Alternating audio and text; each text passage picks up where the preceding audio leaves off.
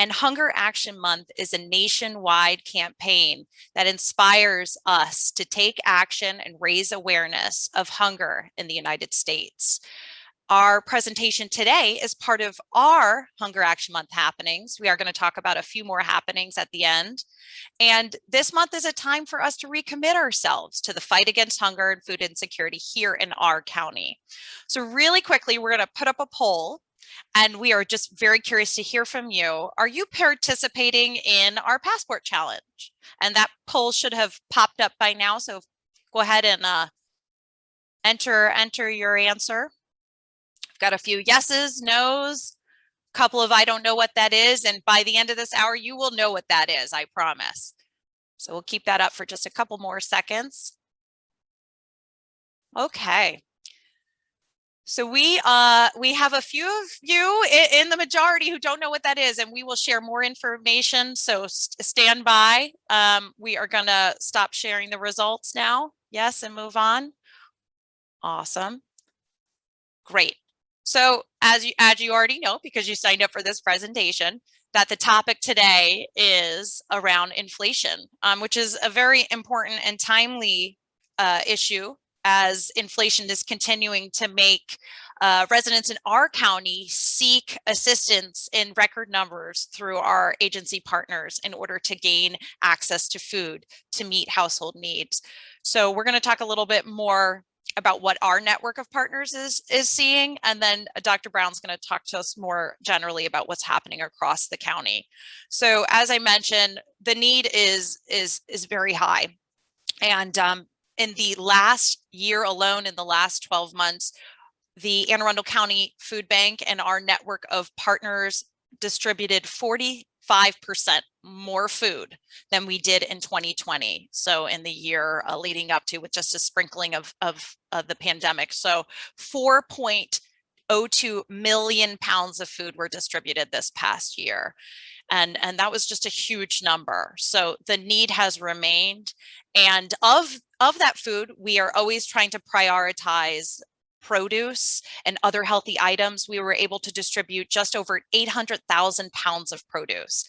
And our network partners, which is over 60 pantry partners across the county, averaged 34,500 visits per month across all of our sites, 34,500. And here is a shocking statistic, at least that I found this quite shocking.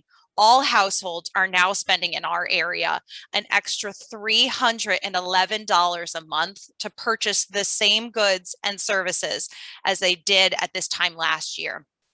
As inflation fluctuates, so too are the amount and frequency of our pantry visits, but the number is staying high and inching upwards as costs rise. And one hot off the press stat that was shared with me. So our numbers do take a little bit of time to catch up, but June 22, so just a few months ago, we had almost 40,000 visits to our partner pantries compared to just over 27,000 the year before. So we're looking at a 12,000 increase over 1 year. So with that, I will introduce the woman who probably needs no introduction, but Dr. Brown is here with us today, and she is the Executive Director of the Anne Arundel County Partnership for Children, Youth, and Families. She is the lead researcher on community needs assessment in Anne Arundel County for over 25 years. I'm sure most of you know that we do have a new report coming out soon. I'm sure Dr. Brown will share more about that. I'm really excited to see that. And throughout her career, she has worked on addressing inequities across government and education systems. She earned her Ph.D. in educational leadership at Florida Atlantic University, where her dissertation focused on the importance of community partnerships in low-income neighborhoods to improve outcomes for children and families. And she's continuing that work to this day. Let me go ahead and introduce Dr. Brown. You're on. Well, thank you so much, and good afternoon, everybody. It's delightful to see you all, so many of my friends in the audience, and I would be remiss if I didn't shout out Cindy O'Neill, who is my long-suffering editor, and I promise you, she is long-suffering. She should be called Saint Cindy. We have finished the needs assessment, Poverty Amidst Plenty 7 for the Community Foundation, and it is due out on October 1st. So thank you, Cindy, for putting up with all my whims over the last year. It's been a long journey. So October the 1st, guys, the electronic version will be available, and it is huge. It's 92 pages, so get ready. But this morning, I'm here to talk about food. And those of you who know me know that I find it very, very hard to get down to any one single issue. But I think that it's very, very important that we talk about food at the moment. I actually did some research outside of Poverty Amidst Plenty to look at the issue of food. And really, it's impossible to talk about it without talking about what's happening at a global level to our planet and to ourselves during this period of time. So next slide, please. And while we find the next slide, and there it is, I will say that I thought about the word inflation in a very broad way. So there's lots of pieces to this, not necessarily about money, but necessarily about all of the things that we're dealing with. So I love this graphic, which is called Decoding the Plate. What impacts your food and its journey to you. So let's not even talk about all of the issues around the economy and what vulnerable families are struggling with. Let's look at what's happening here. So this is internationally. We have a whole load of conflicts and geopolitics going on. We had a pandemic that changed absolutely everything. And we're also in the middle of climate change. So we see things like export blockades, energy prices, fertilizer shortages, and all the yin and yang of fertilizer and all the issues, good and bad, it causes. And none of us need to be told much about extreme weather and what that's doing to crops. All of the increased food loss that's going on. And of course, although we all want to think that the pandemic is over, we are still very much in the middle of the disruption of the pandemic. Next slide, please. So what is going on? Well, COVID-19 increased global food insecurity for every country. We've got reduced incomes, disrupted food supply. The number of food insecure people have doubled to 276 million global wide. By the end of 2022, if you take into account all the things I've just talked about, the number of hungry people in the world will be 323 million. We've got lots of people who are falling into famine and famine-like conditions because of all that I've talked about. And they're the countries that are most at risk, but there are many more. Those of you who follow things in West Africa, there are some of the worst incidences of hungry people in West Africa. It's quadrupled, and it's at its highest level in decades. And the share of the population who are just not getting enough food has reached 9.9 in 1 year from 8.4. And I know you're all watching the news around Ukraine, and there's absolutely no sign that that war is going to end. In fact, I heard this morning that that war is likely to drag on into 2023 and late into 2023. And if you wonder what's happening, just the world wheat market has been disrupted. So 1/3 of the world's wheat, and think about all the things we use wheat for as a staple, has been disrupted just by that. And then in March 2022, needless to say, because of all this, we saw food prices rising at the fastest pace ever, nearly 13%. And I know all of you know that this is not about the United States or politics or anything else, or even third world countries as opposed to first world countries. This is something that's happening in every country, including my home country of England, where inflation is absolutely out of control at the moment. Next slide, please. And of course, what we have learnt, at least over the last 10 years of data, is that hunger hits Black communities harder everywhere, but also right here in Anne Arundel County. Black community faces hunger at higher rates, and it's to do with a whole set of issues that we could talk about for the rest of the meeting. But in 2021, more than 3 times the number of Black individuals experienced food insecurity. Next slide, please. So what's happening here in River City? So here in Anne Arundel County, we see the same distribution of what we call the social determinants of health. And of course, our various neighborhoods are disproportionately African-American and Hispanic, and no matter what social determinant we look to. So we can look at food, we can also look at high school education, we can look at household income, we can look at number of children who are homeless, we can look at hospitalization, we can look at firearm deaths, we can look at low birth weight. I could probably, if I could fit them on the screen, have 40 maps that would show you a pattern in the county that helps us to understand where the most vulnerable children and families are. That doesn't mean to say that there are not vulnerable children and families in other neighborhoods, but we have concentrated poverty in Anne Arundel County in pockets that are disproportionately African-American, with a growing number of our Hispanic population. Next slide, please.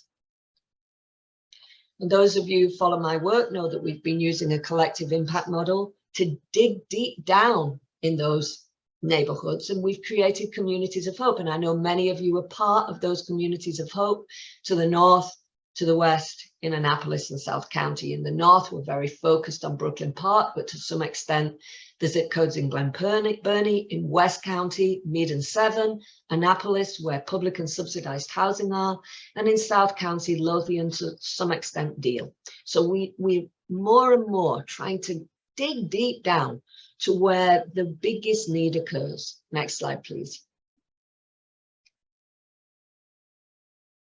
So what do we know about the children and families and seniors and disabled in the neighborhoods that we are focused on? And we know that food insecurity is just one piece of it. And you all know this because you're all smart people here with me today. But I love this graphic because they talk about a tangle of forces. And it really is, it's a tangle. Look at the person in the middle who is scratching their head. We've got banking disparities, lack of safety, housing disparities, lack of opportunity, not opportunity to build wealth, rental disparities, health disparities, lack of opportunity for civic participation, criminal justice disparities. So all of this tangle is floating around the families that we most want to help. And food insecurity is both one piece of it, but it's a real indicator of what's going on. Frankly, guys, and I've thought this as long as I've lived in the US, to live in a country as wealthy as ours and have real pockets of hungry children has always seemed to me to be almost incomprehensible. So to the left of this slide, you can see some of the things I've talked about in terms of the economic and racial disparities. But really, if people are hungry, if children are hungry, then all of the other pieces are just pieces of that puzzle. Next slide, please. So what are the food facts? And I'm going to say that most of this data, and remember, guys, health data lags. It lags for a whole set of awfully boring academic reasons that I don't want to talk about. But most of this is from 2020 and 2021. But you will see 2021, 51,000 food insecure people. And we'll talk about that term food insecure in a minute. We've got almost 12,000 people on SNAP. We've got 75,000 residents who live in a food desert. And we'll talk about that in a minute. And we also have a whole load of children receiving free and reduced meals. So there's our map that shows that. And you will see there's some areas of the county where both access to food, numbers on SNAP, and food deserts actually intersect. Next slide, please. And then we got COVID, because clearly things were quite difficult enough for our most vulnerable children and families. So in April 2020, we had 9.5% of households reporting food insufficiency. And by December, that was 13.7%. And you all know this, that was higher prices for food, unemployment, and so on. But we also saw a massive poverty increase during COVID for all the same reasons, because people couldn't work, because businesses closed. And so before the crisis, we had an 18% child poverty rate. And by August, it was 21. By December, that started to come down. And then poor health increased. So there were people with long COVID and people that were left with all sorts of issues related to COVID. And then there were all the pieces of COVID that were related to disparities. So we knew, for instance, that African Americans were more likely to die. It was 4 times the rate, which meant that there was more grief in those communities. We know for Hispanics, they had a much greater case rate. So all of the things related to work and economics disproportionately damaged those communities. Next slide, please. And then, of course, instead of it all getting better, as the pandemic at least subsided some, things actually started to get a little worse. So by the end of 2021, 1 in 6 Americans were relying on food banks. That's 53 million people compared with 40 million before the pandemic. And this is national data. And why? For a start off, because grocery prices have jumped 12% in the last year, sharpest increase since 1979. And of course, it's not just that. It's the fact that businesses have not recovered. The children and families I am most concerned about are always the slowest to recover from anything. So they are the ones who have to go out to work, for whom the bus crisis is the biggest disaster. They are not the people with cars who can easily move their children about. Seasonal work is a real issue. There's a whole piece of COVID that has not ended for the people who were most impacted in the first place. They were left with bills, rents have gone up, there's a housing crisis, and children are particularly vulnerable. And this is a real piece of bad news as far as I'm concerned. As of the beginning of this school year, that free breakfast and lunch for everyone has ended. Now all children must register for free school lunch and breakfast, and they've gone back to a means test for that. So it's not all children. And then, of course, all the things I talked about at the beginning, guys. So the supply chains and what that's doing, the issue around grain imports, climate change, all of that global level of food insecurity is impacting everything that happens here. And yet, because we are this incredibly wealthy country, for some of us, that's not an issue. And we are still throwing away an enormous amount of food. Next slide, please. So food deserts are defined by the United States, and we've talked about this before. There are areas of low-income people where they don't have the economic resources to travel for food purchases, and there is nothing in those food deserts like reasonably priced grocery stores or places where you could get decent food. We have 17 census tracts still that we consider a food desert, and you can see them all listed there. It adds up to about 74,500 residents who are living in a place where there's no ready access to food. You can see on the legend what we've got there, and you can see where the majority of those food deserts are. Next slide, please. So I think this is always a difficult one to look at. So these are very old numbers, and I'll tell you why. Because the US Census is now, the 2020 census is now very delayed, the best estimates, and they are estimates from 2010, are 2019. But if you go look at the SNAP numbers for 2019, they make no sense because something happened to the Hispanic numbers, which has forced me to go back to 2018. So obviously we're looking at 4 years ago numbers. I would imagine that these are going to look higher moving into 2023. But you will see that we have this huge differential between whites having the need to go for food stamps or SNAP benefits as opposed to African Americans and Hispanics. And that's absolutely related to what African Americans and Hispanics earn, what they pay out for rent, and what is left for food. And I'll just stop for a minute. You know, the median income is $45,000 for a family who is eligible for food stamp SNAP benefits. What you need now to actually exist and just about do okay in Anne Arundel County as a family of 4 is over 70,000. So that's why all of these families are eligible for food. What's tending to happen, and I know loads of anecdotal information about this, is that families go to use food banks now so that they can save the money they would have paid for food to pay their rent. The average rental price now for a family of 4 is anywhere between $19,000 and $2,000 a month.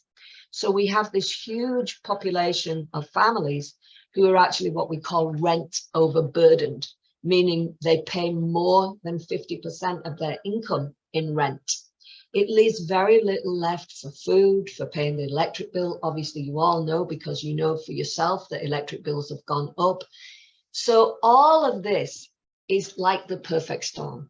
So talking just about inflation, the price index doesn't quite cover for me what is happening. It really is a whole set of pieces, locally, nationally, and globally, that is really falling hardest on the families who can least afford to have that fall on them. When I talk about families, I'm always also talking about seniors. Our seniors are having a really tough time at the moment, and they are turning up to food banks more and more. Next slide, please. So let's talk about food insecurity. This is again about access, not necessarily tied to where you are, but can be. But really, we're talking about enough food for health. So these households are not necessarily food insecure all the time. It's really about making the trade-off that I've just talked about. Family gets a whole load of medical bills. Many of our families don't have good medical insurance, or they have no medical insurance. So they're figuring out that piece. They're figuring out they've got to have some sort of a rickety old car. They're trying to figure out how to keep that going, or they've got no car and they're paying other people to get around the county, and so on and so on. So all of those things help create this large number of food insecure residents, around about 50,000, hunger rate around 8.3%. And then you look at 16,290 is the child number. And then we look at the racial breakdown. 14% African-American, 10% Hispanic, 8.9% white. Again, a lot of that is to do with where folks live, historic disparities, and what came of historic disparities. I keep promising to do this map of redlining, which was how businesses redlined, drew lines around African-American communities and decided what they were not going to put there. And that's the reason that a lot of these communities don't have grocery stores. It's linked to historical policy around redlining. And when I finally get round to it, I will have that map. Next slide, please. We've also now got the newly food insecure. And this was a 2021 survey that included our region. It wasn't just Anne Arundel County, it was Washington and the surroundings, but we were in it. And here's what they found out about what they're calling the new food insecure. It looks different after the pandemic, more likely to be Hispanic. And that is so obvious when you work inside the Latinx community, because everything shifted for them in the pandemic, especially around the number of jobs they could hold, the length of hours they could get. So these folk are more likely also to be employed. They live in larger households. They fall into more severe levels of food insecurity, and many of them are facing eviction.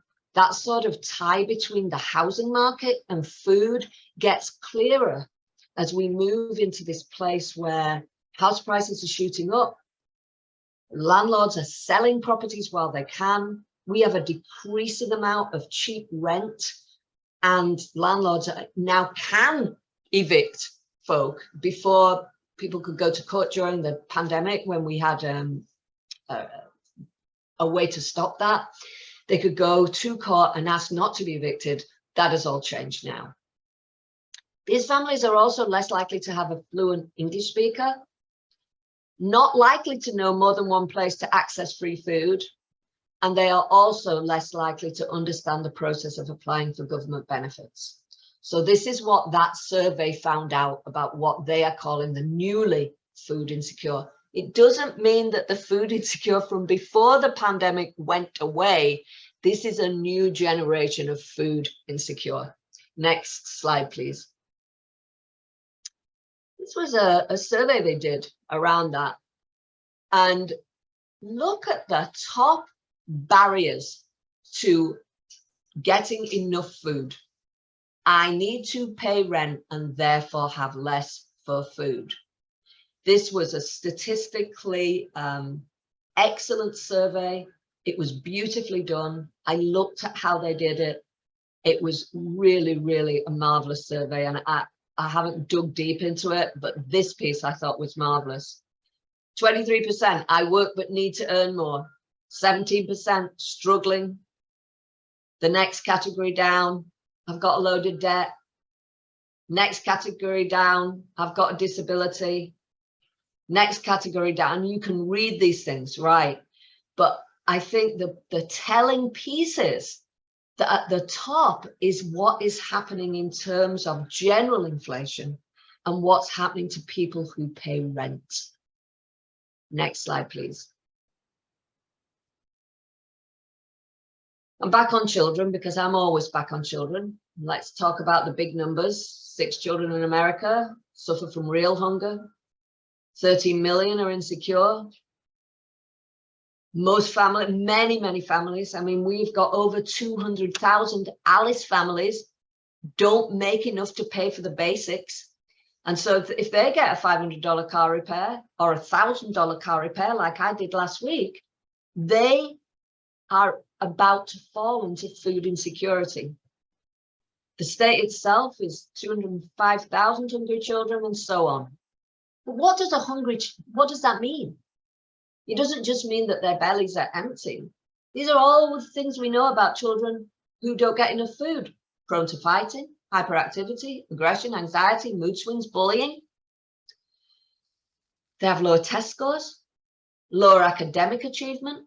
They're more likely to skip school, more likely to repeat a grade, less chance of getting a good job, and they have health conditions. So just think about the cycle that we're creating here for children.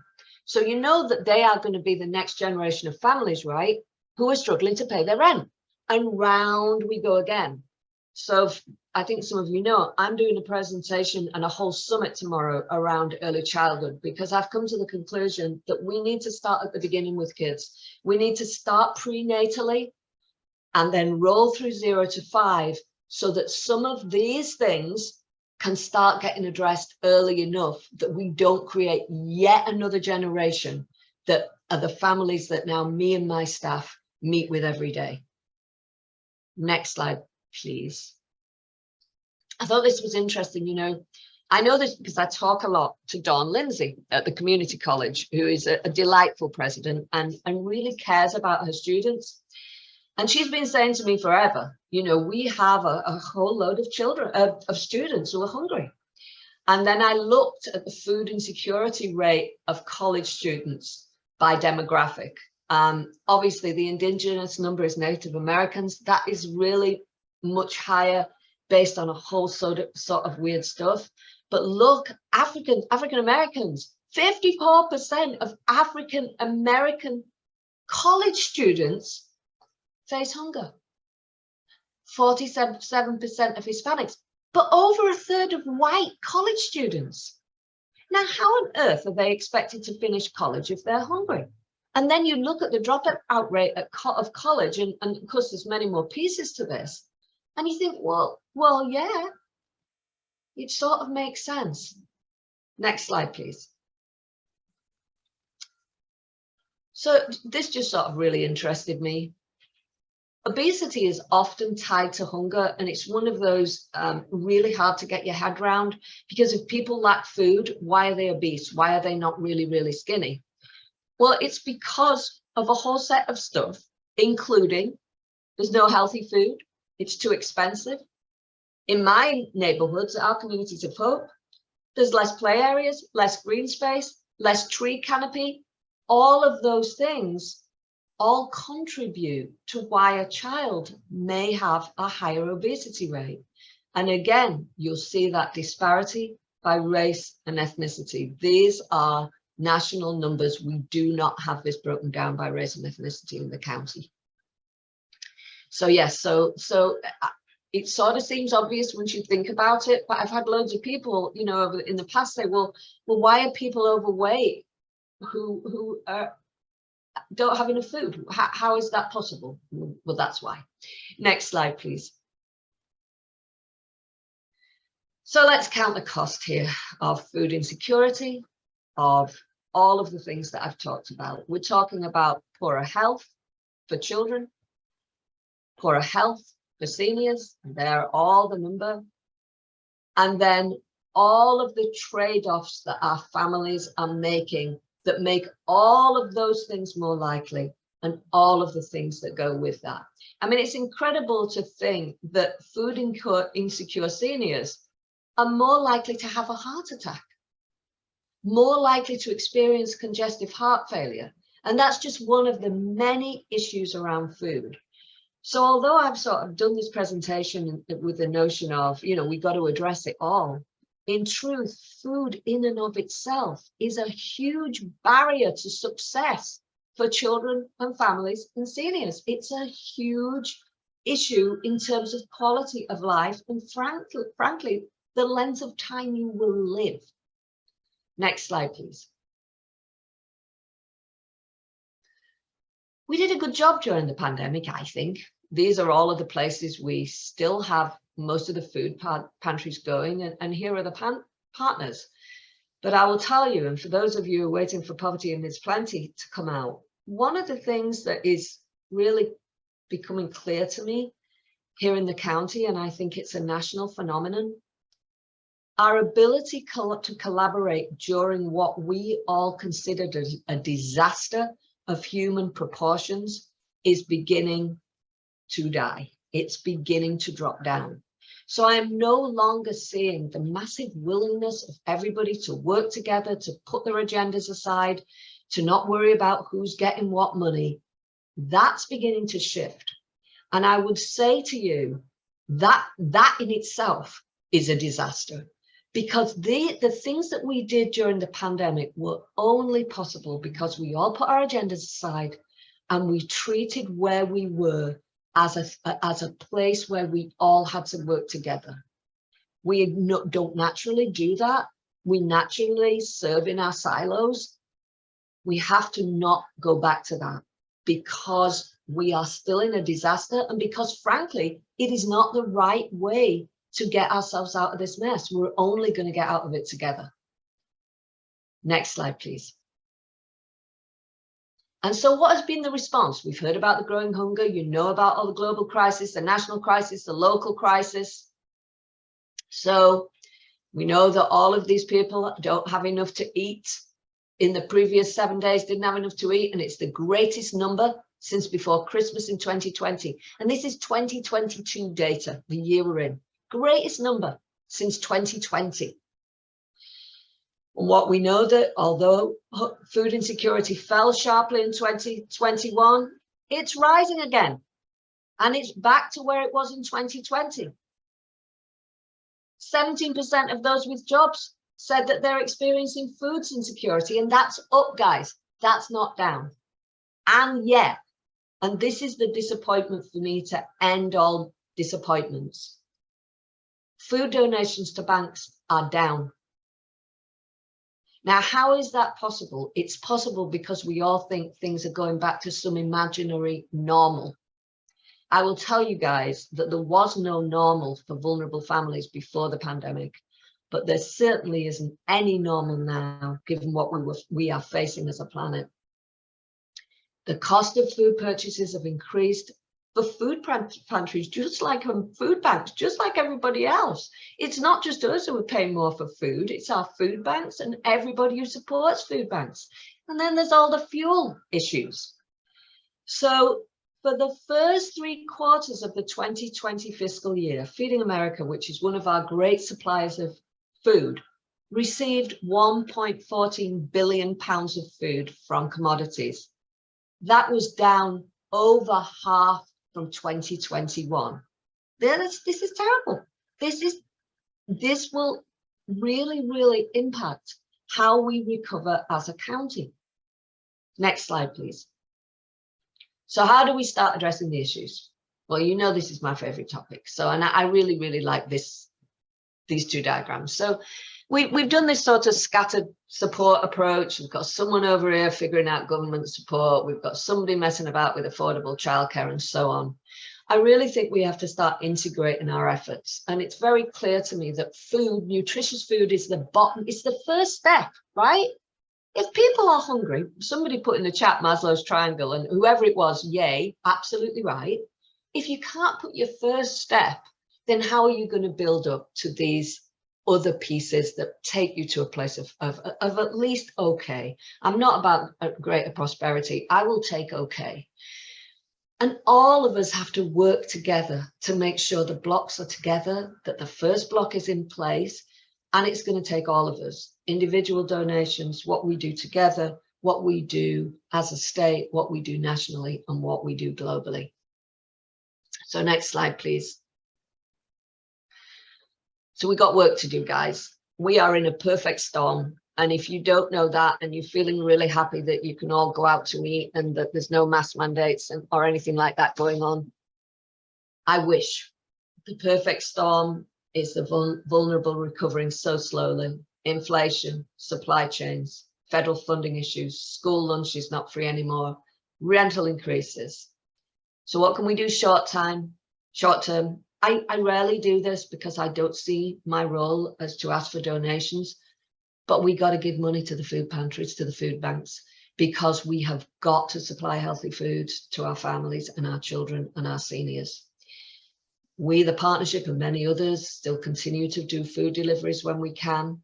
We can do food bags for families, whatever we can do to get healthy food in the mouths of those who are food insecure. That's what we've got to do. But long term, we've got to create a plan. And it's got to be about creating healthy food access, providing affordable housing, addressing disparities, creating well-paying jobs, providing transportation access, and the big deal, affordable and quality childcare. That's the long game. And we need to be ready for the long game. We have been in the short game. I feel like we've been in the short game for as long as I've been on the planet. We have to get to the long game. But short term, we have to feed people and we have to feed them healthy food. And with that, I will hand back to Leah and say thank you very much for spending yet another lunchtime with me. Thank you, Dr. Brown. I have like 2 pages full of notes, and I'm sure that everyone on this call has had some truly remarkable takeaways. I was trying to monitor the chat box as we're going along, and there was some wonderful comments in there. I know you saw them as well, Dr. Brown. We do want to pause and open it up for questions, just to keep things going. We ask that if you do have any questions, that you type them into the chat box, and I'll try to read them out to Dr. Brown. So any questions, I'll pause for a moment, and we have a few ready to go in the wings if needed.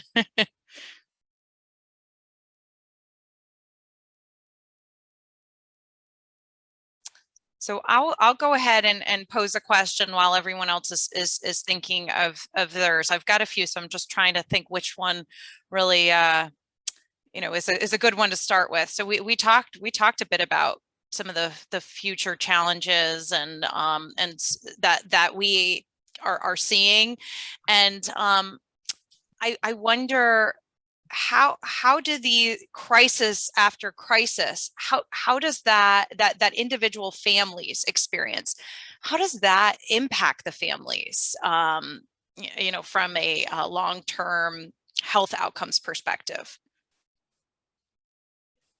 So it really is all the pieces together. Mm-hmm. So if you are a family where there is underemployment, you might be working 2 or 3 jobs, mum and dad, and even the high school kids may be working 2 or 3 jobs and still not making enough to do all things, to pay the rent, to keep the beaten up car going, to pay the rising electric bill.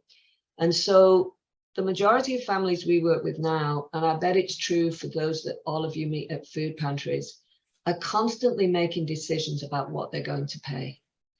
And the problem with making decisions about what you're going to pay is that generally means something doesn't get paid or doesn't get paid till next month.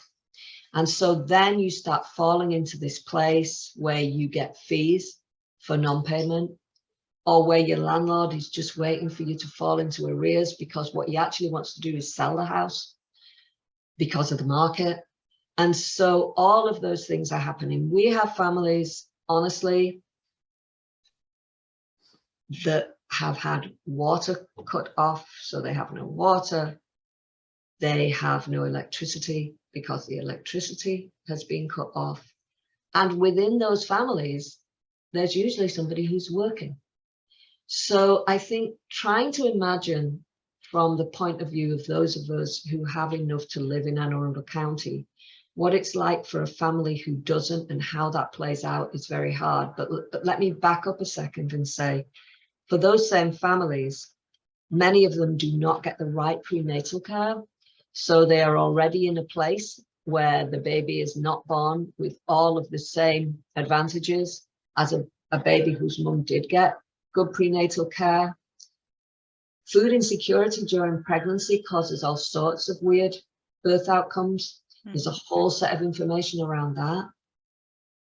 And then if you start moving through some of the things I talked about in terms of the condition of housing, the constant struggle inside the house, the amount of trauma inside a house where there is poverty and lack of food, and all those traumatic pieces become adverse childhood experiences. And those of you who sat through all the things I've talked about in terms of what happens to the brain when there is a lot of trauma, a lack of food, the synapses don't develop in the right way.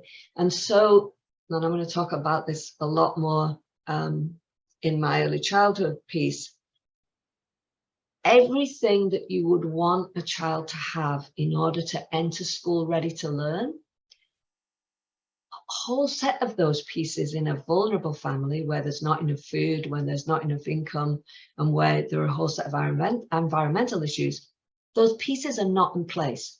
That baby, that 2-year-old, has less and less of a chance of being ready for school. And so when we look at the great gaps in readiness, it really is to do with all of those pieces, as well as some other pieces. Mm-hmm. So at every level for a vulnerable family, we're creating our own disparities. Mm-hmm. Starting families out in this way means that everything going forward is a place of disparity for that family, and they are constantly struggling and constantly moving. And when they constantly move, paperwork gets lost, there's a general amount of chaos, there's a general amount of just despair that moves along with that. So yes, it's about food, but it's about all of the pieces that go with that. I do see a question in the chat box, but I just had a follow-up to that.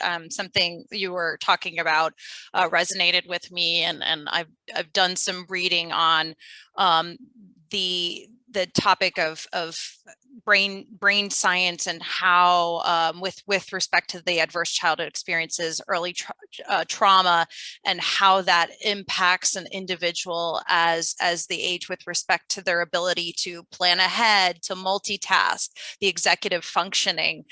So this seems very much in line with what you're saying, that I'm imagining this crises after crises impacts the individual long term, and in terms of how they can plan and think and organize, and so those are deficits that unfortunately result. Would you agree? Absolutely. Mm-hmm. And so we know all about how the executive function develops over many, many years. But at that early stage, when, you know, there's all that synapses growing and pruning, I've got a really nice diagram about that, that doesn't work properly for children with trauma. So trauma impacts that. But then for children who also have the pair of ACEs, so adverse childhood experiences and adverse community environments. And when I talk about adverse community environments, I'm talking about things like lack of food, lack of fresh air, all of those pieces. Then they've got a double whammy as their synapses development moves through. And what tends to happen is the pruning prunes away the very few good experiences, and you're left with less synapses to move forward with. And it's a period of time that never comes back.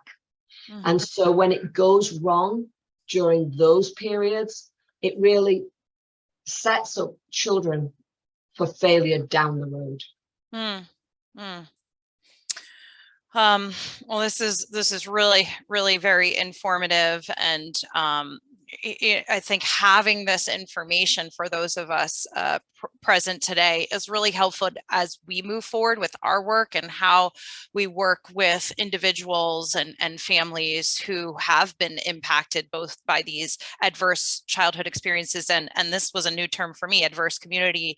You said it was an adverse community environments. So yeah. It's definitely so very important for us to consider the whole person, all of the systems at play, and how they impact someone as they're moving forward.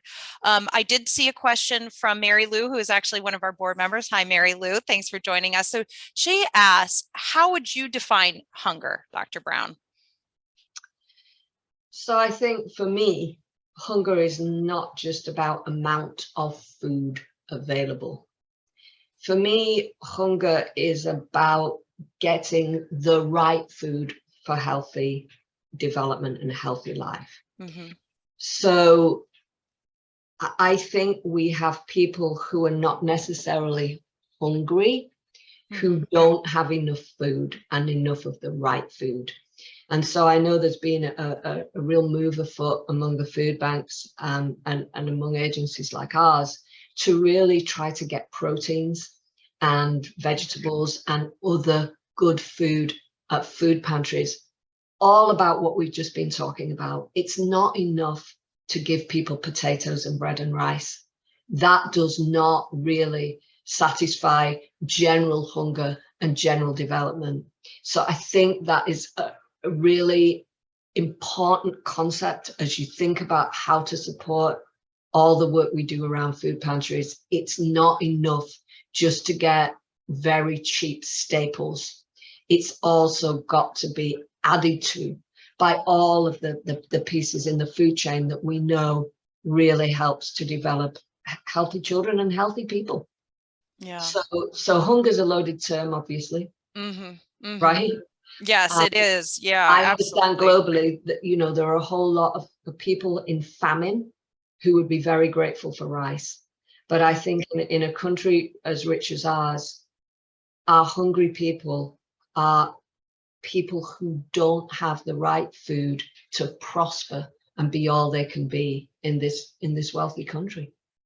Yeah, absolutely. And I saw a comment in the chat box, moving from feeding to nourishing. And there we go. Yeah, absolutely. And we're doing a lot of work as an organization to rethink the words we're using, our language, the phrases, you know, do we use hunger? Do we use food insecurity? What are we addressing? And so we're having those conversations ourselves, and also looking at, you know, nourishing, and what does nourishing mean versus nutritious, and we also are trying to make sure that the foods we purchase with our dollars stretch far, but focused on, as you said, the meats, the lean proteins, the produce. We talked about giving out over 800,000 pounds of produce this past year, and I know that we increased the amount of proteins that went out, the actual fresh meats and frozen meats as opposed to just canned products. So definitely keeping that nutrition piece first and foremost. I did see Susan wrote in here, not a question, but just a comment overall about the free school lunches and breakfast being discontinued. And to add on to that, I wonder, do you have concerns that there are children now who are falling through the gap as a result of that? You spoke a little bit about that, but maybe elaborating a little bit further, those that maybe were getting the meals now but aren't necessarily eligible, or maybe they are eligible, but their families are choosing not to apply.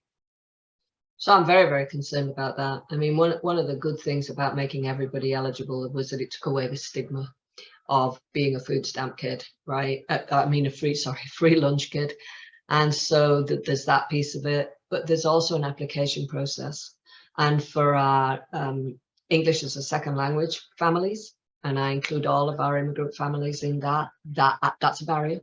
Every time you ask a family for whom English is not their first language to apply for something, it acts as a barrier for that family. So there's that. And then there's just the general, it's not available. And so I think when it was available for everyone, we were catching children whose families would not necessarily qualify. But because they were using money to pay other things, there wasn't enough food for the children. So I think and I have actually written to the federal government about this, and I've actually talked to the Assistant Secretary for Planning at the federal government and said, this is a really, really bad idea for all these reasons. I don't think it'll do an ounce of good, but I am concerned. I think we all are. I think we're concerned about what's going to happen to the families who most need the help. And if you look at what's happening to our Latinx community, I mean, they are coming out of this pandemic doing really badly, and we are adding barriers to them, right? But every time we do that, we add a barrier. Yes.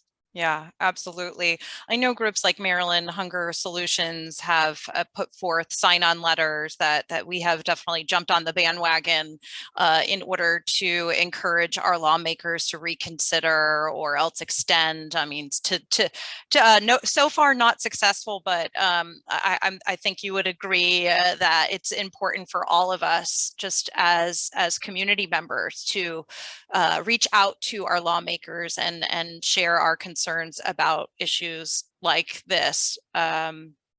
So yes, and maybe on that topic, final question that I would ask is, what other actions can people take besides reaching out to lawmakers to, within their own communities, help those neighbors who are experiencing food insecurity or are under-resourced in other ways? So I think the first thing I would say is stay informed about all of the pieces that are happening as we sort of look like we're moving out of the pandemic. And I think for people like me who are comfortable, who still have a job, life feels like there's a chance for it to return to normal. Trying to understand that that is not so for even the person who lives next door to me, I think is something we've all got to think about. We haven't all gone back to this place of, okay, well, we're all suffering from inflation. I mean, I personally look at the grocery store prices and my eyes pop out. And I think keeping in your mind that there are those who have come out of the pandemic for a whole set of reasons for whom that is a disaster. So understanding it, first of all, and frankly, figuring out ways to collaborate both on a personal level with your neighbors, as agencies, and as people. We were all kept away from one another for 2 years, and we all saw how well that worked, right? We also saw the massive increase in depression, anxiety, mental health issues generally, increasing suicide. We're not supposed to do that as people. We are supposed to spend time with one another, understanding one another and helping one another. That actually releases a whole load of endorphins in your system and makes you feel good. So, join your neighborhood association. Go out and talk to your neighbor. Figure out what's going on right there in the place you live, because that's how we understand one another, and that's how I think we develop the conscience to be helpful. So I think we need to learn from the last 3 years and really sort of approach one another differently. Mm-hmm. And that's what I would say to everybody. I'm really trying myself to do more in that way, and I encourage everyone else to. And of course, continue, for those of you who are comfortable, continue to be philanthropic. This nation is built on philanthropy. So we've all got to do more of that too.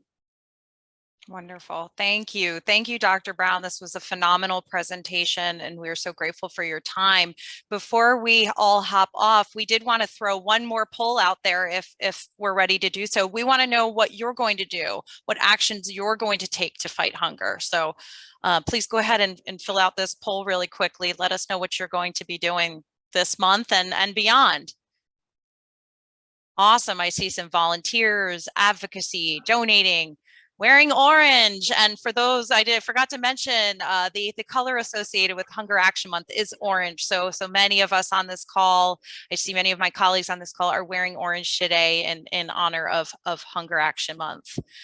So thank you all. I did just want to end with a few important reminders about this month. First, I did want to say thank you to our board members. I see a few of you on this call. Thank you so much for your time, your continued support. I see many of our community supporters on this call. Thank you. Our presentation sponsor, M&T Bank. We have Jim Vika from M&T on the call. Thank you so much to M&T for your support. And I did promise to tell you a little bit more about Hunger Action Month, specifically about our passport booklet. And if you're, for those of you who said you had no idea what that is, think scavenger hunt for fighting hunger. If you visit our website, and Melanie, I'm sure you're ready to throw that into the chat box, you can sign up to get your passport, and you will be able to get involved in every action you take. We will receive $5 from the Jessica and Bruce Morgenstern Local Impact Fund, up to $5,000 to support our efforts. Our culminating event is a Cruising Out Hunger event, and we're so grateful to Watermark for donating for that event. We will be on the Harbor Queen. We've got a fun band, Red Betty and the Ruckus. We've got appetizers from Bread and Butter Kitchen. That's the 29th of September. That's at 5:30. You can find out all of this great information online. I see Melanie's thrown that in the chat box, so you can learn more about that event. It's going to be a lot of fun, and we're looking forward to seeing you there. And, lastly, I just want to acknowledge that all of you on this call, we are grateful to you for your partnership and the critical work that you do to support our mission and fight hunger in our community. We are so grateful for your support, and we encourage you to get involved. And we are happy to, hear from you and look forward to engaging with you as we move forward. Thank you, everybody. Right on the dot, 1 o'clock. Wishing you all a wonderful day. Thank you for your time.